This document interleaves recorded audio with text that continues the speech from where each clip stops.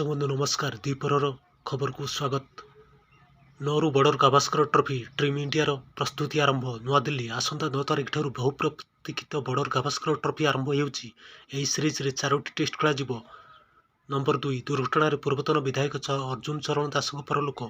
जाजपुर राज्य में मंत्री नव दास हत्या मामला को नहीं चर्चा चली सामना को आसी। आउ एक दुखद खबर। मर्मन्तुद सड़क दुर्घटना पूर्वतन कांग्रेस विधायक अर्जुन चरण दास मृत्यु घटी। खरस्रोता ब्रिज पर अर्जुन को हवाई धक्का देता। यह दुर्घटना अर्जुन को मृत्यु घटी। नंबर 3 क्रिकेटरू अवसर नेले जोगिंदर।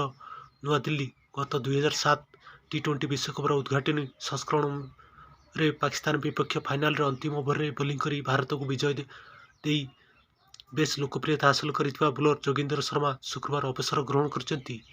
नंबर 4 डोप टेस्ट रे धरा पड़े भारतीय जिम्नास्टिक दीपा कर्मकार। 21 मास हेले बासंत। नुआदिल्ली भारतीय जिम्नास्टिक दीपा कर्मकार डोप टेस्ट रे फेल होइछंती।